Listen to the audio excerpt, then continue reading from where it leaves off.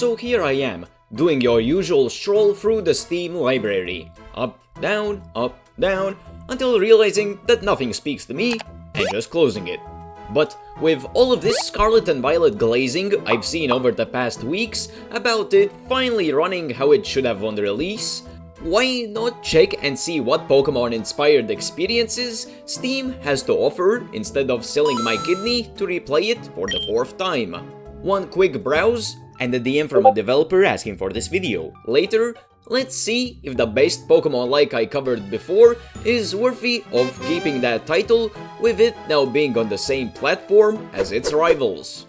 With enough blabbering about a game that probably was all held together with a coconut image, yeah, that's a real thing by the way, I decided to finally boot up Steam after hearing that the game I covered a good few months ago finally got its 1.0 version with new locations, graphic changes, quality of life stuff, and of course, finally got launched.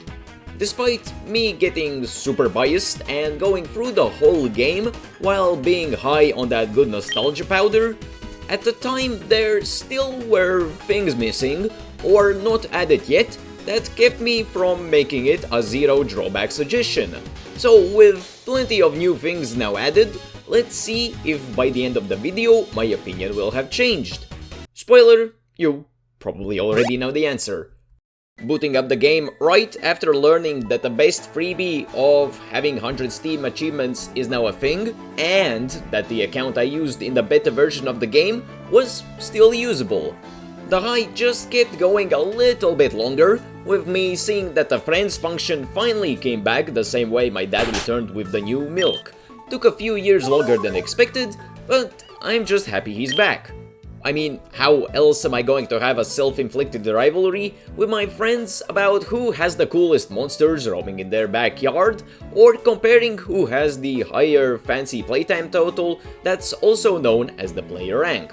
Well, we also can't forget about the most underappreciated feature of any game, that is the customization, especially for the profile picture. Hehe. Honestly, makes or breaks games for me at this point. I mean, it ain't much considering that this is a revived 2011 Facebook game, but I didn't see Pokemon having anything even a year later. Unless you count the musicals. Unfortunately, I can't put a Hawaii skirt and a top hat on my roided out fire zombie beefcake. Jeez, can't talk today. But speaking about good looks, one of the main things that intrigued me that I heard about the new update was that presumably most, if not all, of the Miscrits had unique animations for their signature abilities. I mean, animations? Who cares about the— oh. I kind of set myself up with that one. Anywho, after taking some of the goats I had in storage after the massive journey that was the last Miscrits video, I went ahead and directly compared what I saw before and how those same exact moves look now before.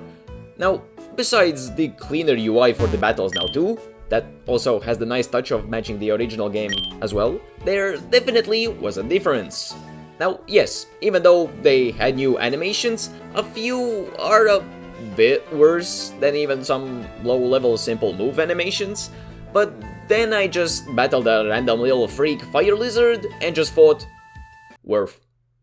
Proceed to me having multiple battles, with me testing even more animations, and then also going to the competitive part of Miscrits to see some cool Miscrits that I don't have, of course, and seeing their cool move animations too.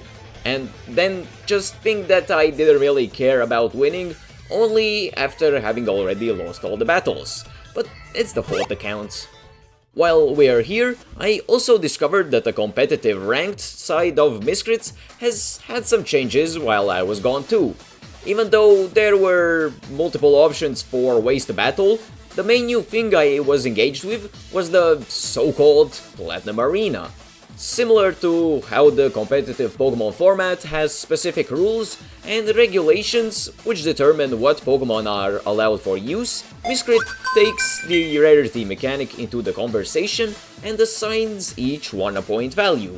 5 points for legendaries, 4 points for exotics, and so on. with a limitation of 12 points being the allowed max and miscrit party sizes being only 4, there now is an added challenge of finding the best balance between rarities and the most optimal miscrits from the ranks you use. Do you go for 2 legendaries and 2 miscrits that are as useful as a Nuya, or do you balance it out with 4 miscrits with 3-point values? Pretty simple addition, but I personally enjoy the added challenge. Well, I like the insane rewards you can get more, but I still like the addition. The fact that they even have dedicated streams for the tournaments on their YouTube channel, and that the Platinum Arena tourneys have much more in-depth systems with drawing opponents and organized rankings in the official Discord too, makes everything that much more authentic for any upcoming Wolfie VGCs of the Miscrit world. Anything to get that premium currency. I mean, it's a free-to-play game, so in-game purchases with the platinum currency can feel a bit imposed or forcefully enticed, but it's nice that you can actually get quite a good chunk if you actually engage with the game. Take notes, Diablo. But okay, besides also spouting about the game having events and update-based rotation content like special miscrits you can buy with another currency that you get from quests and achievements, can we finally get to see the new locations, Retro? I've had it with your quirky gaming references already. Yep, good point. Existing for the sole purpose of transitioning topics, Retro. I'll get a move on. Editor, take him out. Now, as I was saying, between then and now, the 2 teased spots that were blocked off in the beta version were the attic in the Miscrit mansion and the mines that were guarded up in Mount Gemma. Starting with the attic, since no one usually cares about their ones, and I wanted to give one attention for once, it was what you would pretty much expect. Some objects to check for miscrits, nothing much else. However, while running around the mansion, the last thing I expected, but more so mildly didn't anticipate if I turned off the tension building part of me for a second, was an issue I had with the game before now being fixed. A way to find out where the rarer miscrits are actually able to be found. You see, to have some miscrits stand out more, certain objects have specific spawns assigned to them, which before you could only know if you checked a guide or got lucky with a random find. Essentially, imagine any experience you've had with Phoebus and replicate for 10 or more times for each miscrit.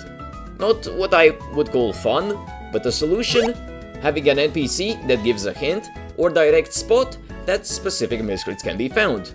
Nice job, team. Also, going for the mines and seeing the same exact thing, I thought, what type of miscrits video would this be if I didn't even see some new miscrits? And went ahead with catching, training, and evolving a good few fellas to pad out the Miscripedia a bit more, that also now finally has descriptions for each design instead of one copied text. Almost forgot to mention that. Alright, we've had the new locations, some fresh new doses of nostalgia, new miscrits, gambling, and so on.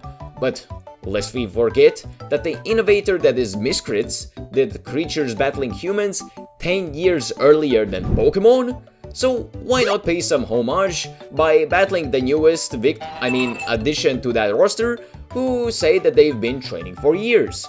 Maybe I'll finally get a challenge. Yeah, no, I just cut there since I expect you probably knew where this was going a good few seconds ago. First attempt, anyway. Well, I guess that's everything, so, gosh, that anticlimactic battle really knocked me off balance. Is it actually the best Pokemon like on Steam? Or did I get slightly influenced by the Miscrit devs sponsoring me? Despite the latter, either way being true, I think that I, personally, in my opinion, would say yes with an asterisk. Now, as someone who's drowning in nostalgia for this game, and as someone who loves games that you can play casually on the second monitor, while watching on YouTube dudes sitting on a Discord call and laughing at Instagram reels on the other screen, it's like it was specifically tailored for me.